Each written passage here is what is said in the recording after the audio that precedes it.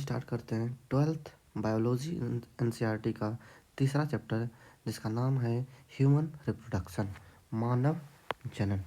Okay, तो इस chapter में हमें क्या पढ़ना है कि मानवों में जन्म की प्रक्रिया कैसे होती है। विभिन्न प्रक्रियाओं के बारे में हमें इस चैप्टर में पढ़ना है। ओके, मानवों में तो पहले हम लोग समझते हैं कि जनन होता क्या है। हम लोग जनन के बारे में पढ़ेंगे कि मानवों में जनन होता कैसे है, लेकिन पहले हम लोग समझते हैं कि जनन होता क्या है। What is reproduction. ओके, तो जनन या प्रजनन बोल दो, बात क्या है एक ही है। तो जनन या प्रजनन होता क्या है, तो यह एक जैविक क्रिया है। यह क्या है, एक जैविक क्रिया है। ओके, जैविक क्रिया का मतलब क्या है कि जीवों द्वारा की गई क्रिया। किसके द्वारा की गई क्रिया, जीवों द्वारा। अब जीव क्या हो सकते हैं, जीव एनिमल्स हो सकते हैं, ओके, प्लांट्स हो सकते हैं और माइक्रो ऑर्गेनिजम्स हो सकते हैं। ओके, तो इन तीनों जीवों द्वारा, इन तीनों प्रकार के जीवों द्वारा जो की गई क्रिया होगी उसी को हम लोग क्या कह देंगे, जैविक क्रिया। ठीक है, तो यह एक जैविक क्रिया है जिसमें प्रत्येक जीव अपने जैसे बच्चे को जन्म देता है। जिसमें क्या करता है, प्रत्येक जीव अपने जैसे बच्चे को जन्म देता है। उसे क्या कहा जाता है, जनन या प्रजनन कहा जाता है। ओके, तो यह एक जैविक क्रिया है। जैविक क्रिया क्यों कहें, क्योंकि यह जीवों द्वारा की गई क्रिया है। जीवों में क्या होगा, जैसे कि एनिमल्स हो गया, प्लांट्स हो गया, माइक्रो ऑर्गेनिजम्स हो गया। ठीक है, तो यह एक जैविक क्रिया है जिसमें प्रत्येक जीव अपने जैसे बच्चे को जन्म देता है। अपने जैसे बच्चे को जन्म देने का मतलब क्या है यहाँ पर, कि एनिमल्स ही प्रोड्यूस करेगा, प्लांट्स प्रोड्यूस करेगा, माइक्रो ऑर्गेनिजम्स प्रोड्यूस करेगा। अब जैसे कि एनिमल्स में एक एग्जांपल ले लेते हैं, ह्यूमंस। क्या एग्जांपल ले लिए, ह्यूमंस। अब ह्यूमंस में भी ह्यूमंस ही प्रोड्यूस करेगा, ह्यूमंस में ह्यूमंस ही प्रोड्यूस करेगा। ठीक है, प्लांट्स में, जैसे कि प्लांट्स में फॉर एग्जांपल मैंगो ले लिए। ठीक है, क्या ले लिए, मैंगो ले लिए। ओके, तो मैंगो ही प्रोड्यूस करेगा। ओके, जैसे माइक्रो ऑर्गेनिजम्स में एक एग्जांपल ले लेते हैं, बैक्टीरिया। तो बैक्टीरिया ही प्रोड्यूस करेगा, है ना। तो इसमें क्या होता है कि प्रत्येक जीव जो है अपने जैसे समान बच्चे को जन्म देता है। जैसे ह्यूमन प्रोड्यूस करेगा, मैंगो प्रोड्यूस करेगा, बैक्टीरिया को प्रोड्यूस करेगा। ओके, ये तो था हमारा जनन का डेफिनेशन। अब हम लोग समझते हैं नेक्स्ट पॉइंट कि जनन क्यों जरूरी है ना। जनन क्या है ये तो समझ लिए। अब हमें क्या देखना है कि जनन क्यों जरूरी है। तो जनन क्यों जरूरी है, तो जनन प्रजाति में एक पीढ़ी के बाद, दूसरी पीढ़ी में निरंतरता बनाए रखती है, कंटिन्यूटी बनाए रखती है। क्योंकि विदाउट रिप्रोडक्शन आगे जो पीढ़ी होगा वो नहीं बढ़ेगा। ठीक है, आगे का वंश उसका नहीं बढ़ेगा, इसलिए जनन करना जरूरी है सभी ऑर्गेनिजम्स के लिए, चाहे वो एनिमल्स हो या प्लांट्स हो या माइक्रो ऑर्गेनिजम्स हो। तो इसलिए ये जनन क्यों जरूरी है, क्योंकि ये पीढ़ी दर पीढ़ी निरंतरता बनाए रखती है। ओके, ये दूसरा पॉइंट हमारा हो गया। अब सवाल आता है कि जनन, अब ये जनन जो है मुख्य रूप से दो प्रकार के हो सकते हैं, हो सकते हैं। जैसे कि देखो, जनन मुख्य रूप से कितने प्रकार के हो सकते हैं, रिप्रोडक्शन 2 प्रकार के हो सकते हैं। देखते हैं हम लोग, रिप्रोडक्शन 2 प्रकार के हो सकते हैं। पहला है सेक्सुअल रिप्रोडक्शन, एसेक्सुअल रिप्रोडक्शन, है ना। दूसरा है सेक्सुअल रिप्रोडक्शन।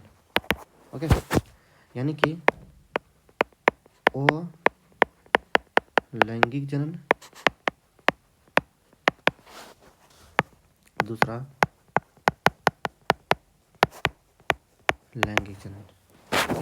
और लैंगिक जनन क्या होता है, जिसमें गैमेट प्रोड्यूस नहीं होता है, जिसमें गैमेट यानी कि युग्मक का निर्माण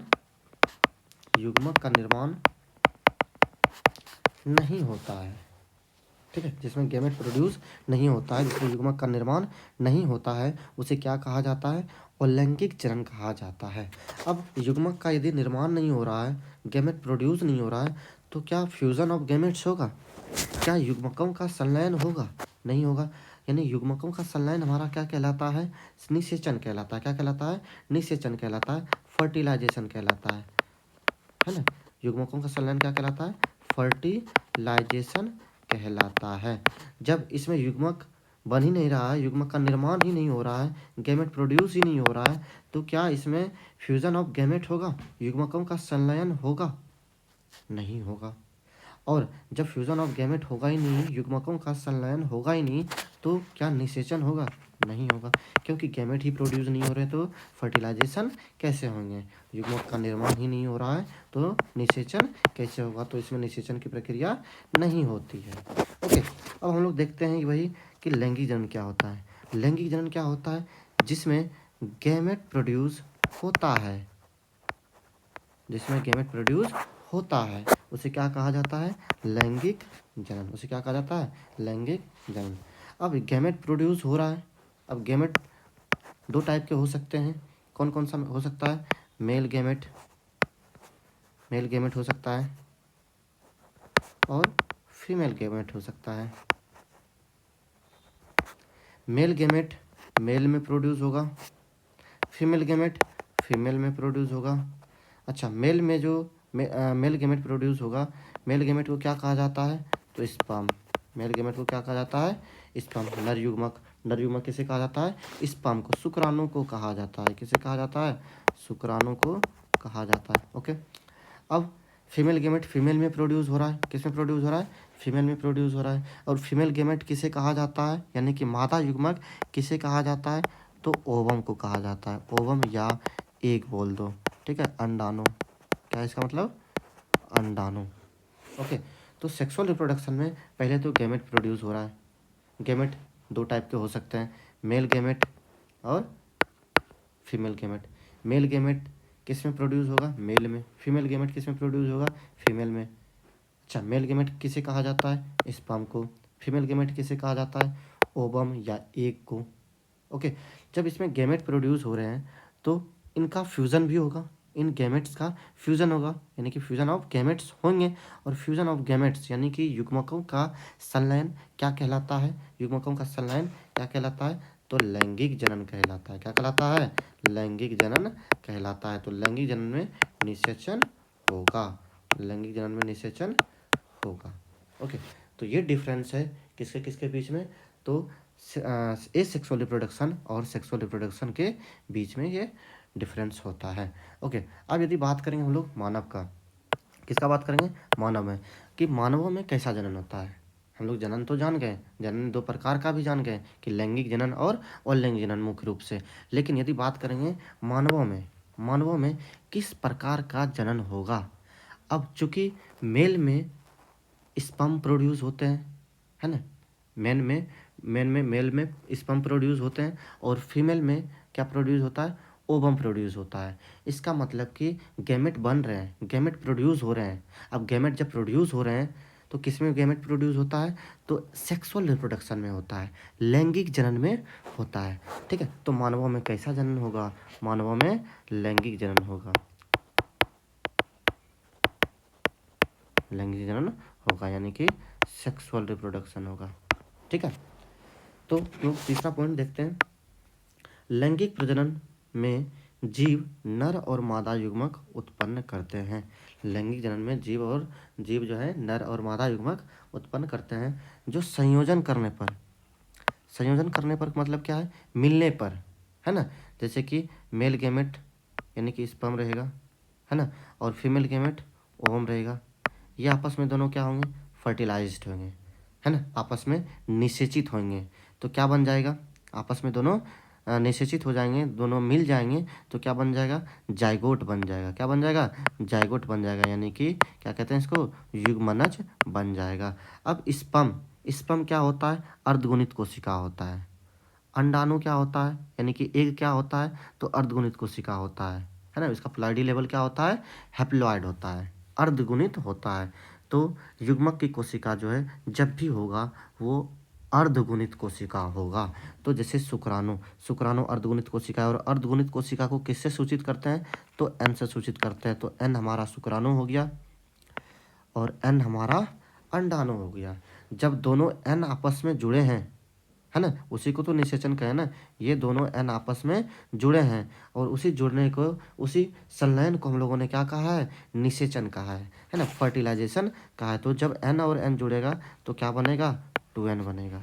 तो यानी कि युग्मनज पूछेगा, युग्मनज की कोशिका यानी कि जाइगोट का प्लाइडी लेवल क्या होगा, तो वो हैप्लॉइड होगा। क्या होगा, सॉरी डाइप्लॉइड होगा। क्या होगा, डाइप्लॉइड होगा, यानी कि द्विगुणित कोशिका होगा।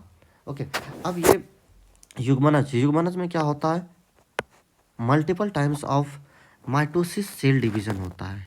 क्या होता है, multiple times of mitosis cell division होता है। कई बार समसूत्री कोशिका विभाजन होता है, जिसके पश्चात जो है ये इम्ब्रियो बनता है, इम्ब्रियो का फॉर्मेशन होता है। किसका फॉर्मेशन होता है, इम्ब्रियो का फॉर्मेशन होता है ना। इम्ब्रियो किसे कहा जाता है, भ्रूण को कहा जाता है। ठीक है, और फिर भ्रूण में कंटिन्यू जो है माइटोसिस सेल डिवीजन होता है और फिर वो लास्ट में क्या प्रोड्यूस करता है, भ्रूण से क्या बन जाता है, शिशु बन जाता है। ठीक है, वही लिखा हुआ है कि लैंगिक प्रजनन, क्योंकि ये लैंगिक प्रजनन होगा मानव में। मानव में कैसा प्रजनन होगा, तो लैंगिक प्रजनन होगा, जिसमें जिसमें जीव जो है नर और मादा युग्मक उत्पन्न करते हैं, जो संयोजन करने पर एक नए, संयोजन करने पर एक नए व्यक्तियों में विकसित होते हैं। संयोजन करने पर एक नए व्यक्तियों में क्या होते हैं, विकसित होते हैं। तो इसी को हम लोगों ने क्या कहा कि मानवों में लैंगिक जनन होता है। अब ये जो युग्मक यानी कि नर युग्मक और मादा युग्मक जो आपस में संयोजित होकर युग्मनज बना है, यानी कि नर युग्मक और मादा युग्मक जो आपस में संयोजित होकर मिलकर जो युग्मनज बना है, और युग्मनज से जो भ्रूण बना है, और भ्रूण से जो शिशु बना है, यानी कि ये शिशु जो बना तो किससे बना, युग्मक से बना। तो युग्मक ये बनता कहाँ है, शिशु बना युग्मक से, लेकिन अब सवाल आता है कि युग्मक कहाँ बना।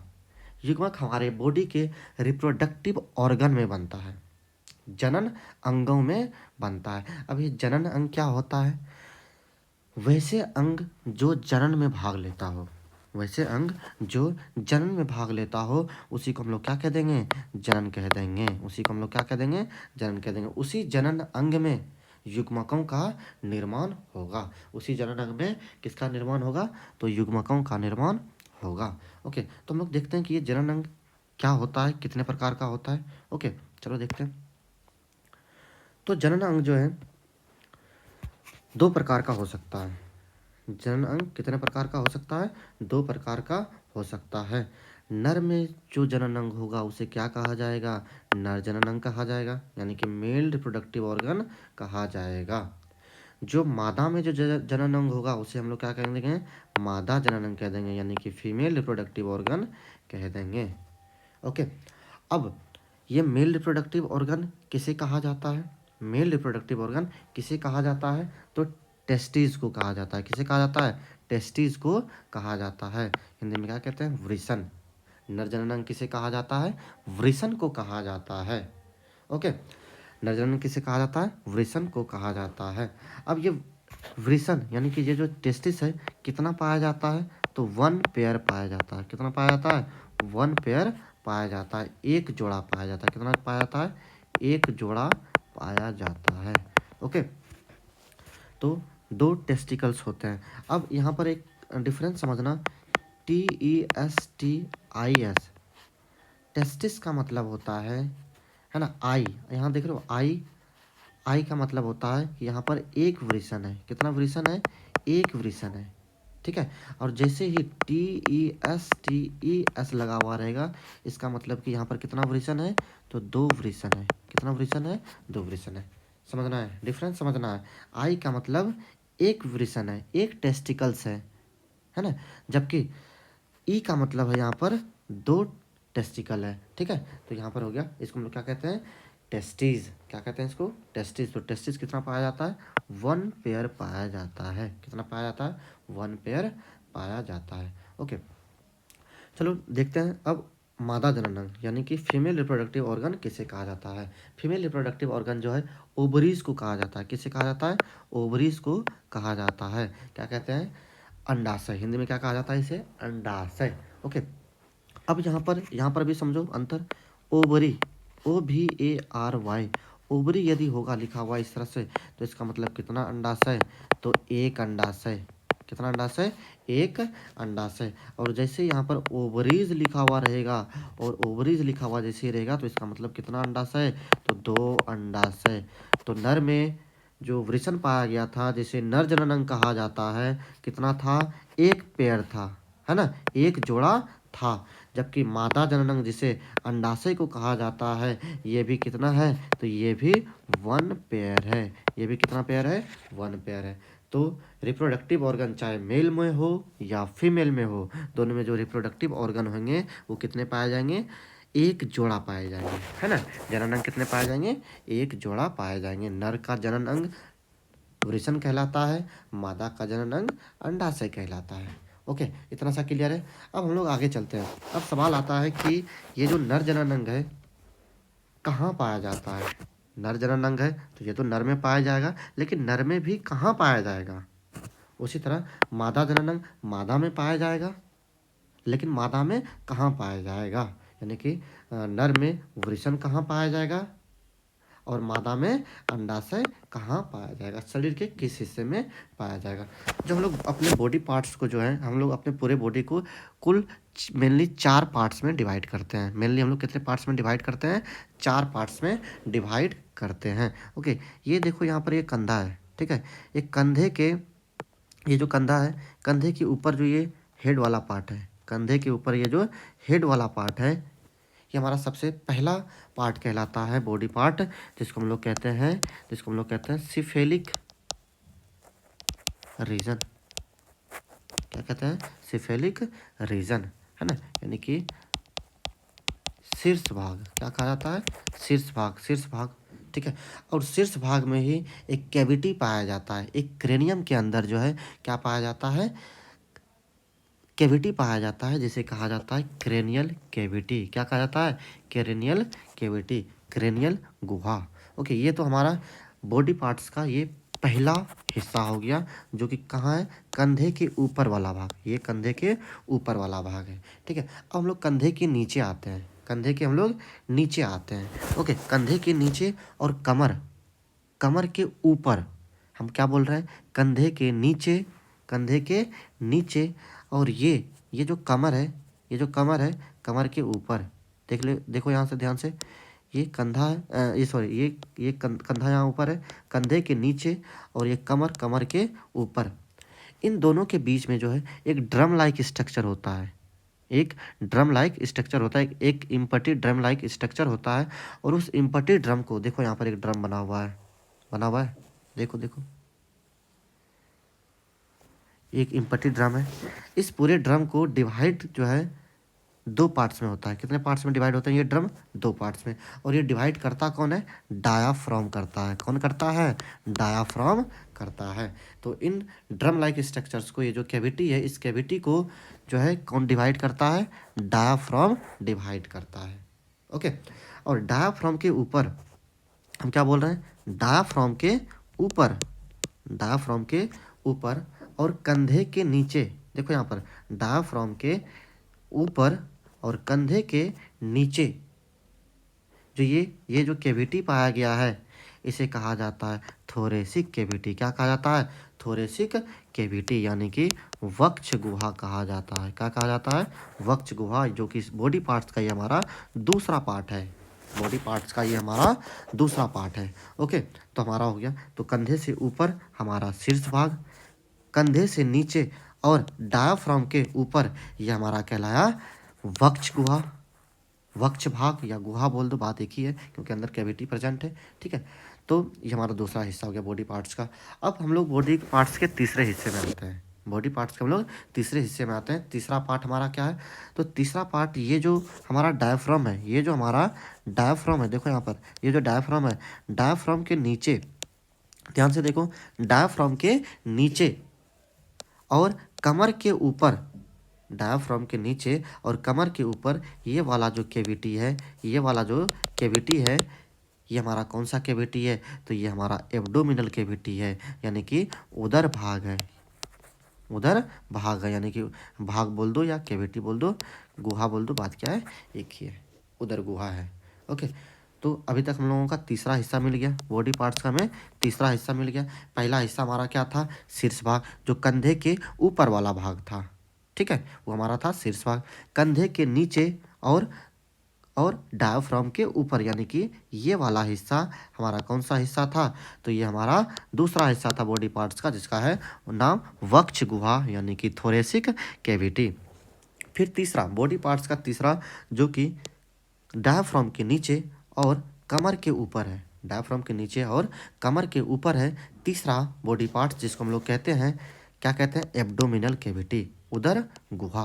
ओके, ये हमारा तीसरा हो गया। अब हम लोग चलते हैं चौथा पार्ट में, है ना। बॉडी पार्ट्स हम लोग पहले भी बता चुके हैं कि ये 4 पार्ट्स के होते हैं, है ना, मेनली 4 पार्ट्स में डिवाइड करते हैं। तो चौथा पार्ट्स हमारा क्या है, ये जो कमर के नीचे है, यानी कि ये जो कमर के नीचे है पैर वाला हिस्सा, कमर के नीचे क्या होता है, पैर वाला हिस्सा होता है, उस हिस्से को क्या कहा जाता है, उस हिस्से को क्या कहा जाता है, पेल्विक कैविटी कहा जाता है ना। क्या कहा जाता है, पेल्विक कैविटी कहा जाता है। श्रोणि गुहा, क्या कहते हैं इसको, श्रोणि गुहा।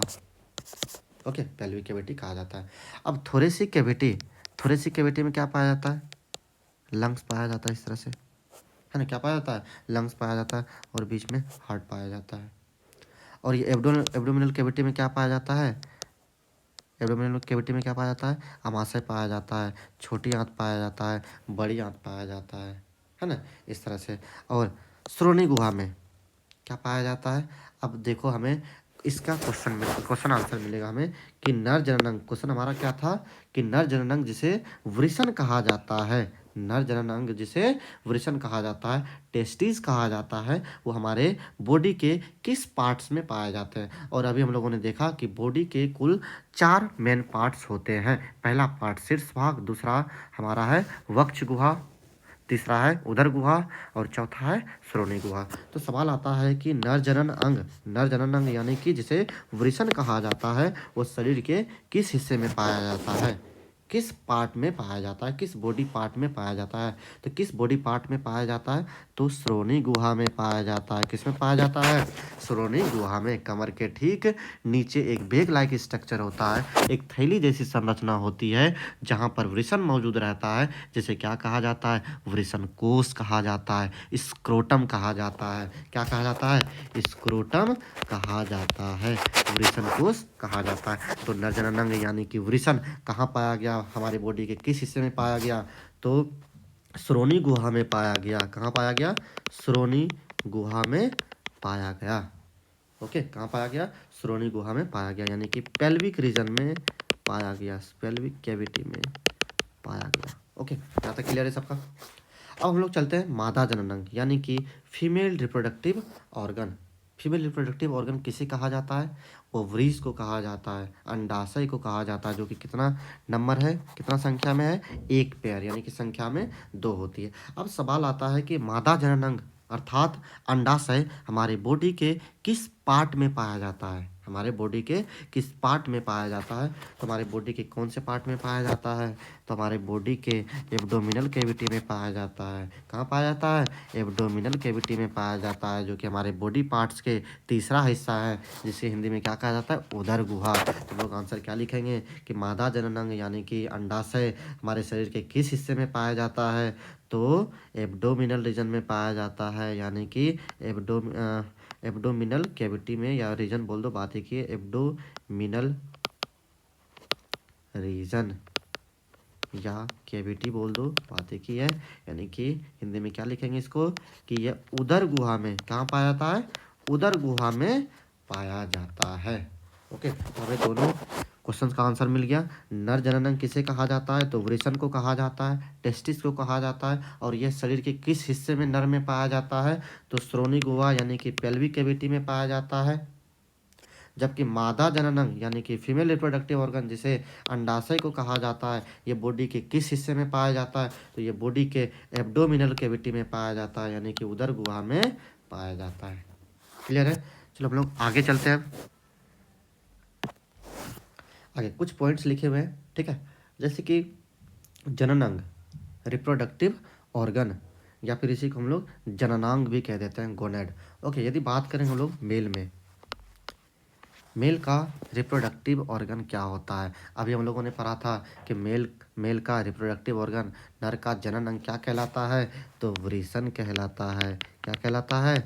वृषण कहलाता है। टेस्टीज कहलाता है। क्या कहलाता है? टेस्टीज कहलाता है। क्लियर है? अब यदि बात करेंगे मादा में, मादा का जनन अंग क्या है? तो मादा का जनन अंग क्या था अभी बच्चों? मादा का जनन अंग अंडाशय था। क्या था? अंडाशय, ओवरीज। हम लोगों ने यहाँ पर देखो, ध्यान देने वाली बात, यहाँ पर ई लगाया है। ई लगाने का मतलब क्या है कि यहाँ पर दो टेस्टिकल्स हैं, दो वृषण हैं। यहाँ पर IES लगा है, इसका मतलब कि कितना अंडाशय हैं? दो अंडाशय हैं, दो ओवरी हैं। ओके, तो ये तो नर का जनन अंग हो गया वृषण, और मादा का जनन हो गया अंडाशय। ओके, टेस्टिस और ओवरीज। अब सेकंड पॉइंट पे आते हैं हम लोग।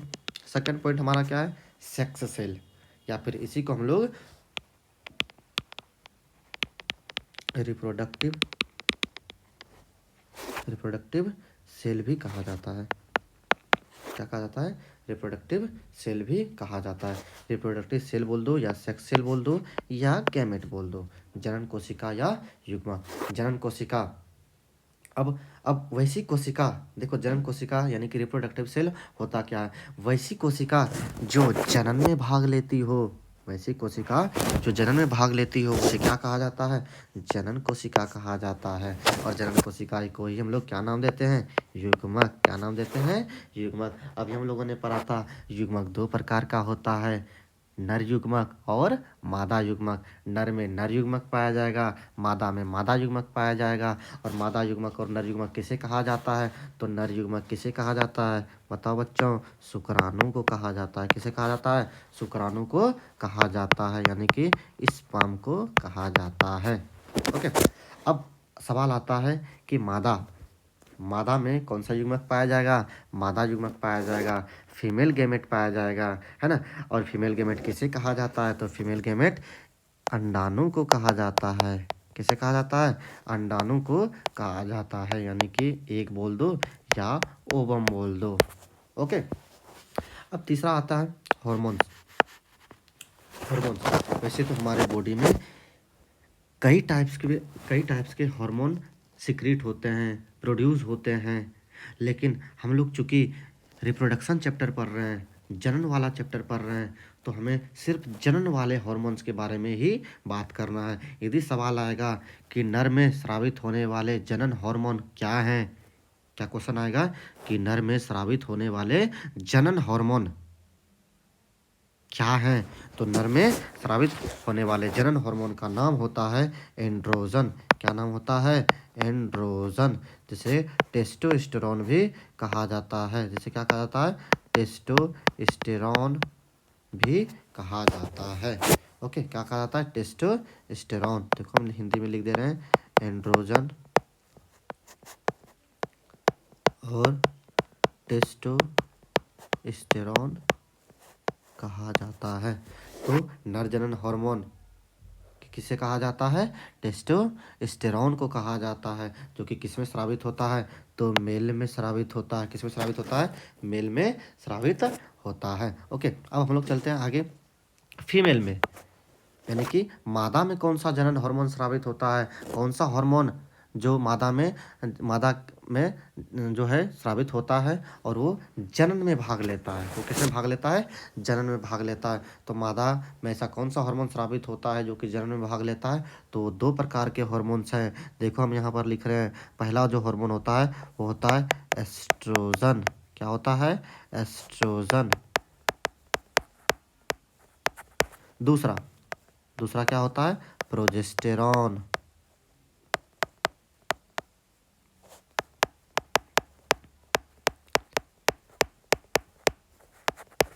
क्लियर है?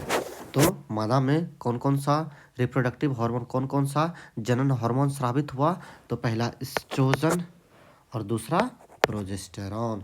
इसे क्या कहा जाता है? मादा जनन हार्मोन, यानी कि फीमेल रिप्रोडक्टिव हार्मोन कहा जाता है। ओके, ये हमारा तीसरा पॉइंट हो गया। अब हम लोग चौथा पॉइंट पे चलते हैं। चौथा पॉइंट हमारा क्या है? मेंस्ट्रुअल साइकिल, मासिक चक्र। इसी को हम लोग मासिक धर्म भी कहते हैं। क्या मेल में मासिक धर्म होगा? होता है मासिक धर्म नर में, मेल में होता है क्या? नहीं होता है, तो इसमें एब्सेंट होता है। इसमें क्या होता है? एब्सेंट होता है। जबकि फीमेल में प्रेजेंट होता है। फीमेल में क्या होता है? प्रेजेंट होता है। और ऑन एन एवरेज कितने दिनों का होता है? एवरेज औसतन कितने दिनों का होता है? तो अप्रोक्स 18 डेज का होता है। कितने 28 डेज का होता है। कितने डेज का होता है? 28 डेज का एवरेज होता है। ओके, अब ये वेरी भी करता है। किसी में 26, किसी में 27 भी हो सकते हैं, किसी में 29, किसी में 30, 31, 32 भी हो सकते हैं, लेकिन ऑन एन एवरेज कितना होता है? 28 डेज का होता है। ओके, अब हम लोग चलते हैं 5वें पॉइंट पे। 5वां पॉइंट हमारा क्या है? गैमेटोजेनेसिस, युग्मक जनन। ठीक है, अब ये युग्मक जनन क्या होता है? पहले देखो, इसमें गैमेट क्या है? गैमेट। गैमेट का मतलब हम लोग जानते हैं, गैमेट दो तरह का हो सकता है, मेल गैमेट और फीमेल गैमेट। गैमेट दो टाइप्स के हो सकते हैं, मेल गैमेट और फीमेल गैमेट, यानी कि नर युग्मक और मादा युग्मक। युग्मक जो है दो प्रकार का हो सकता है, नर युग्मक और मादा युग्मक। यहाँ पर जेनेसिस, जेनेसिस का मतलब होता है फॉर्मेशन। जेनेसिस का मतलब क्या होता है? फॉर्मेशन, निर्माण। यानी कि जनन का मतलब क्या हो गया? एक तरह से निर्माण। तो युग्मक का निर्माण, किसका निर्माण? युग्मक का निर्माण। अब यदि बात करेंगे कि नर में कौन सा युग्मक का निर्माण होता है, तो नर युग्मक का निर्माण होता है। और नर युग्मक किसे कहा जाता है? तो नर युग्मक शुक्राणु को कहा जाता है। तो शुक्राणु का निर्माण होगा। यानी कि यदि हम लोग बात करेंगे युग्मक जनन की, नर में युग्मक जनन कैसा प्रकार का युग्मक जनन होता है, तो शुक्राणु का निर्माण हो रहा था, तो हम लोग क्या कह देंगे कि इसमें शुक्राणु जनन होता है। इसमें कौन सा जनन होता है? शुक्राणु जनन होता है। यानी कि इंग्लिश में स्पर्म क्या हो गया? गैमेट के बदले स्पर्म एटोजेनेसिस, क्या बोल देते हैं? स्पर्मेटोजेनेसिस। बात क्लियर है? चूंकि नर में शुक्राणु को हम लोग नर युग्मक कहा जाता है, शुक्राणु को हम लोग क्या कहते हैं? नर युग्मक कहा जाता है, इसीलिए। और वो शुक्राणु का निर्माण जो है नर में होता है, इसलिए उसको हम लोग क्या कहते हैं? शुक्राणु जनन। अब यदि बात करेंगे मादा में किस प्रकार का युग्मक जनन होता है, तो मादा में युग्मक जनन, यानी कि मादा में कौन सा युग्मक बनता है? मादा में मादा युग्मक बनेगा। और मादा युग्मक किसे कहा जाता है? तो मादा युग्मक अंडाणु को कहा जाता है। यानी यहाँ पर मादा में अंडाणु का निर्माण हो रहा है। जब अंडाणु का निर्माण होगा, तो अंडाणु के निर्माण की प्रक्रिया को हम लोग क्या कह देंगे? तो क्या कह देंगे? तो अंडाणु जनन कह देंगे। क्या कह देंगे? अंडाणु जनन कह देंगे। यानी कि oogenesis, क्या कह देंगे? oogenesis कह देंगे। बात क्लियर है? नेक्स्ट पॉइंट चलते हैं हम लोग। 6वां point, discharge of fluid from the genitals. Discharge of fluids from the genitals, जनन अंगों से तरल पदार्थों का निकलना। अब जनन अंगों से तरल पदार्थ का स्राव क्या होगा? यदि बात करेंगे हम लोग नर में जनन अंगों से जो पदार्थ जो स्रावित होता है, उसे क्या कहा जाता है? तो उसे वीर्य कहा जाता है। उसे क्या कहा जाता है? वीर्य, यानी कि सीमेन कहा जाता है। ओके, ये तो हम लोग नर में बात किए कि नर के जनन अंग से जो तरल पदार्थ का, जो फ्लूइड का जो स्रावित होता है, वो क्या होता है? तो वीर्य स्रावित होता है। ओके, यदि बात करें हम लोग फिर नेक्स्ट मादा के जनन अंगों से जो द्रव स्रावित होता है, उसे क्या कहा जाता है? उसे योनि रज कहा जाता है। एक फ्लूइड होता है जिसे हम लोग क्या कहते हैं? Vaginal fluid. क्या कहते हैं इसे? Vaginal fluid. ओके, तो योनि रज हो गया। अब आते हैं हम लोग 7वां पॉइंट, जो कि हमारा क्या है? मेमरी ग्लैंड्स, स्तन ग्रंथि। क्या स्तन मेल में पाया जाता है? क्या स्तन फीमेल में पाया जाता है? स्तन दोनों में पाया जाता है, क्योंकि मेमल्स, मेमरी वर्ड कहाँ से आया है? मेमल से आया है। और मेमल्स जो है क्या होते हैं? मेमल्स क्या होते हैं? जिसमें मेमरी ग्लैंड्स प्रेजेंट होते हैं। क्या मेल मेमल्स नहीं है? तुम लोगों को कन्फ्यूजन हो रहा होगा कि मादा में सिर्फ मेमरी ग्लैंड्स पाया जाता है, मादा में ही स्तन ग्रंथि पाया जाता है। स्तन ग्रंथि, मेमरी ग्लैंड्स दोनों में पाए जाते हैं। स्तन दोनों में पाए जाते हैं, चाहे नर हो या मादा हो, दोनों में प्रेजेंट होते हैं, तो हम लोग क्या लिखेंगे कि जो स्तन ग्रंथि यदि बात करेंगे हम लोग नर में, तो उपस्थित होता है। क्या होता है? उपस्थित होता है। और मादा में क्या होता है? मादा में भी उपस्थित होता है। लेकिन यहाँ पर जो है थोड़ा बहुत डिफरेंस है। डिफरेंस क्या है? अब प्रेजेंट तो दोनों में है, मेल में भी है और फीमेल में भी है, लेकिन यहाँ पर डिफरेंस देखो क्या होता है। अब फीमेल में क्या होता है? फीमेल में क्या होता है कि मेमोरी ग्लैंड्स जो हैं डेवलप्ड होते हैं, यानी कि विकसित हो जाते हैं। लेकिन मेल में जो है, मेल में डेवलप्ड नहीं हो पाते हैं, विकसित नहीं हो पाते हैं। और ये जो डेवलपमेंट होना ना होना, ये किस पे डिपेंड करता है? ये हार्मोन्स पर डिपेंड करता है। क्योंकि मेल में टेस्टोस्टेरोन स्रावित होता है हार्मोन, और मादा में एस्ट्रोजन और प्रोजेस्टेरॉन हार्मोन स्रावित होता है। और वो जो एस्ट्रोजन और प्रोजेस्टेरॉन है वो मेमोरी ग्लैंड्स के डेवलपमेंट में हेल्प करता है, स्तन ग्रंथि के विकास में मदद करता है, जो कि मेल में प्रोड्यूस नहीं होता है, जिसकी वजह से उसका मेमोरी ग्लैंड्स जो है डेवलप्ड नहीं हो पाते हैं, विकसित नहीं हो पाते हैं। लेकिन यहाँ पर प्रेजेंट तो होता है ना, तो हम लोग इसमें क्या लिखेंगे? दोनों में उपस्थित होता है, उपस्थित होता है। लेकिन अंतर क्या है कि उपस्थित नर में होता तो है, लेकिन पूर्ण रूप से विकसित नहीं होता है। लेकिन पूर्ण रूप से विकसित नहीं होता है। बात क्लियर है?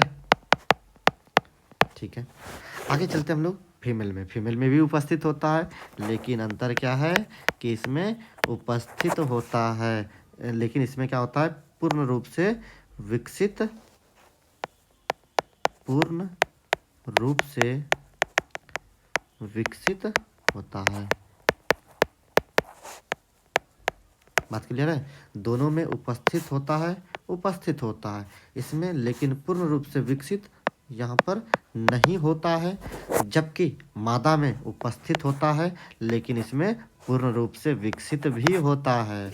ओके, और ये किसके कारण हुआ इसमें विकसित? तो इसमें जो फीमेल रिप्रोडक्टिव हार्मोन यानी कि मादा जनन हार्मोन जो स्रावित होता है, जिसे एस्ट्रोजन और प्रोजेस्टेरॉन कहा जाता है, वो जो है हेल्प करता है डेवलपमेंट ऑफ मेमोरी ग्लैंड्स में, है ना, यानी कि स्तन ग्रंथियों के विकास में मदद करता है, जो कि मेल में सिक्रीट नहीं होते हैं। इसमें टेस्टोस्टेरोन स्रावित होते हैं, इसकी वजह से इसके मेमोरी ग्लैंड्स में जो है डेवलपमेंट नहीं हो पाता है। ओके, अब हम लोग चलते हैं पेनिस पे।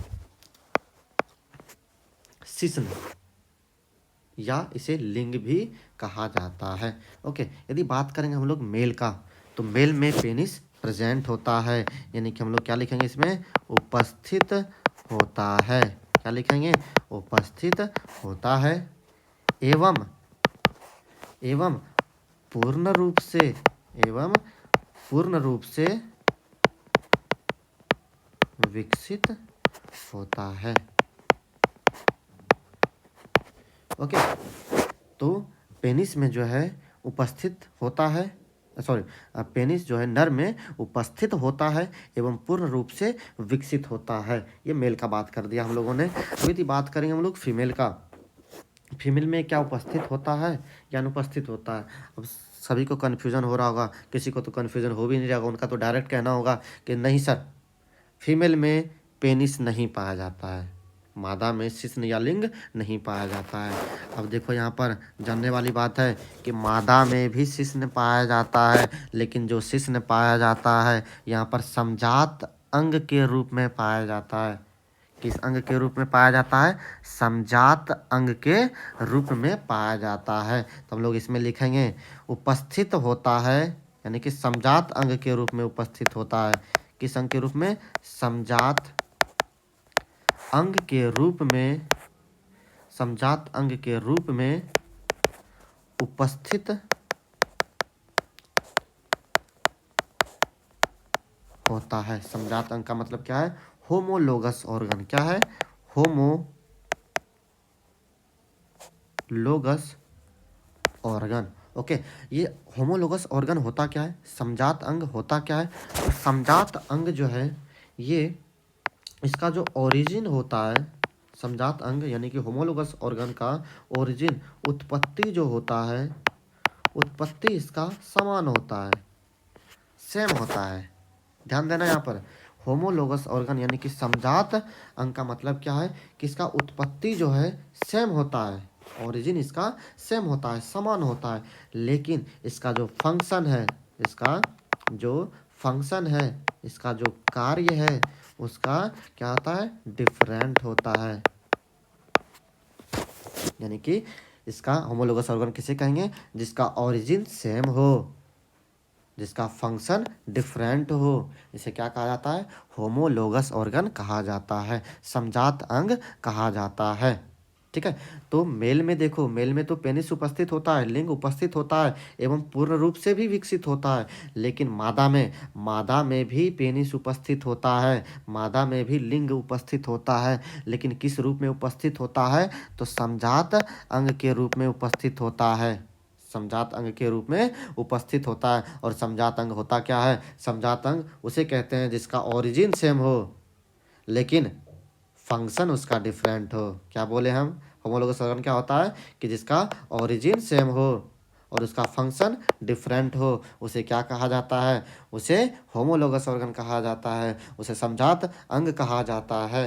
ओके, क्योंकि मेल में जो पेनिस का कार्य होता है वो क्या कार्य होता है, वो कॉपुलेशन में मदद करता है, वो मैथुन में मदद करता है, वो संभोग में मदद करता है, जबकि फीमेल में ये जो हमारे होमोलोगस ऑर्गन हैं, पेनिस, वो संभोग में मदद नहीं करता है ना, उसमें संभोग से उसका कोई लेना देना नहीं है। तो मादा में भी इस तरह से जो है शिश्न पाया गया, मादा में भी लिंग पाया गया, लेकिन किस रूप में पाया गया, तो मादा में समजात अंग के रूप में पाया गया, तो समजात अंग के रूप में उपस्थित होता है, जिसे क्या कहा जाता है, जिसे देखो यहाँ पर इसे क्या कहा जाता है, जिसे भग शिश्न, जिसे क्या कहा जाता है, भग शिश्न या भग सेफ। देखो यहाँ पर क्या लिख रहे हैं, भग सेफ, यानी कि इंग्लिश में इसको कहते हैं क्लाइटोरिस कहा जाता है। ओके, तो मादा में भी लिंग उपस्थित है, शिश्न उपस्थित है, लेकिन किस रूप में उपस्थित है, तो समजात अंग के रूप में उपस्थित है। किसके रूप में उपस्थित है, समजात अंग के रूप में उपस्थित है, जिसे जिसे भगशिश्न या भगसेफ यानी कि क्लाइटोरिस, ये याद नाम रखना है, जिसे क्या कहा जाता है, क्लाइटोरिस कहा जाता है। बात क्लियर है। तो शिश्न नर में भी उपस्थित होता है एवं मादा में भी उपस्थित होता है, बशर्ते अंतर क्या है कि नर में उपस्थित होता है एवं पूर्ण रूप से विकसित होता है, लेकिन मादा में ये उपस्थित होता है, किस रूप में उपस्थित होता है, तो समजात अंग के रूप में उपस्थित होता है, जिसे क्या कहा जाता है, भग शिश्न या भगसेफ यानी कि क्लाइटोरिस कहा जाता है, जो कि पूर्ण रूप